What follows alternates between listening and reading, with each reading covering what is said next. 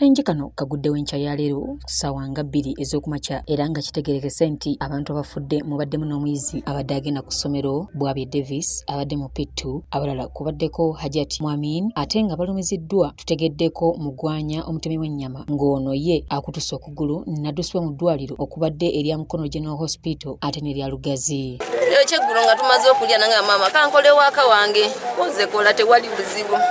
kati nkedde ssaawa 11 ne mugamba zuukuko oyambala naawe obudde bukedde nangamba maama sigenda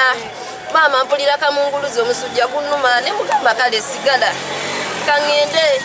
ye sigala ne munno omuto ate ngenze okuwulira esimu nga mankubira mu omwana afudde bannange. Omwana yabadde ani babadde bamita? Bwabye Davis.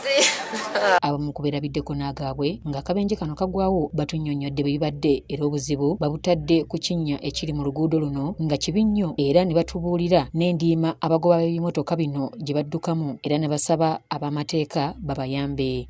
Ekividdeko akabenje katuleereeri wawe kiri mu kkubo naawe era munna mukiraba wenze n'ekikuba neyita ku neene paka alejjukira engeri gyebadde etisse obusituba bungi newaba paka naye yegenze kutta bantu. Abakulembeze nga bakulembeddwamu Meeya wa Namataba Town Council Douglas Namujali obuzibu abutadde ku bufunda bw'ekkubo wamu n'ekinnya ekiri mu makkati g'ekkubo era n'asaba bekikwatako baveeyo babayambeko kubanga beeraliikirivu ku ngeri y'obulamu bw'abantu gye bafaamu. Tulina akannya akali awo ku Kampala Cement wamu n'oluguudo lwaffe luno olwafunzibwa Kampala Cement nakyo oluusi kyongeddeko ku bubenje wano kubanga singa omugoba w'ekidduka asanga oluguudo nga lugazi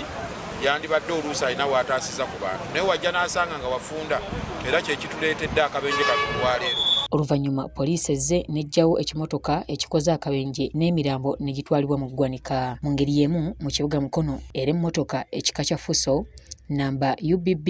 362M ebadde yeetisse ebijanjaalo ebadde eva e Kampala ng'eyolekera Jinja eremeredde omugoba waayo n'esabala takisi namba UBN 241L ekika kya drone ebadde eva ku luguudo lw'e Jinja ng'eyolekera Kampala neyeevulungula emirundi egiwerera ddala 3 era wano oluvannyuma ekimotoka kifuso ne kiwaguza ne kiyingira wooteeri emanyiddwa nga Gold Plate. Akabenje kano kaguddewo nga bukya wakati w'essaawa 11 ne 12 era nga abasaabaze ababaddemu mu drone bawerera ddala 7 nga bano baddusiddwa mu bulwaliro obuliraanyeewo otuukedde nga abasawo bakola butaweera okulaba nga bataasa obulamu bw'abantu bano ng'era abasinga babadde bafunye obuzibu ku mitwe omubadde n'ebbujja ery'emyezi 5.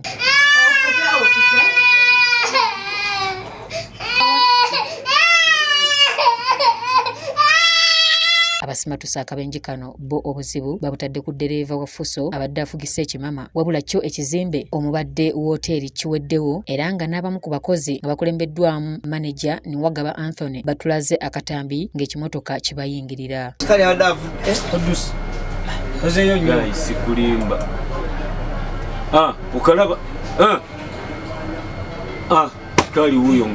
Ono agamba nti ekimotoka kyonoonye buli kimu wabula Katonda abadde ku luuyi lwabwe nga bakasitoma tebannajja kulya kyankya. Abakozi babadde bali munda abakozi bonna ne batafuna buzibu abamu babadde tebanabutuuka batuuka naye neyingira ne takisi nebaddemu abasaabaze nayo nefuna abasaabaze ne bafuna obulumirizibwa ne batwalibwa mu ddwaliro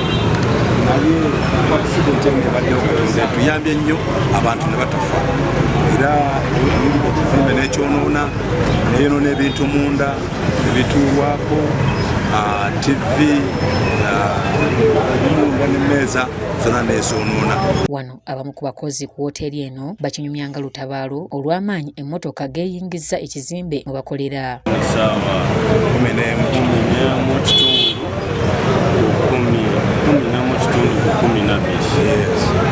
kati bwe mbadde eyo ne jasi tubadde tufumba wansi tukola breakfast nga tumaliriza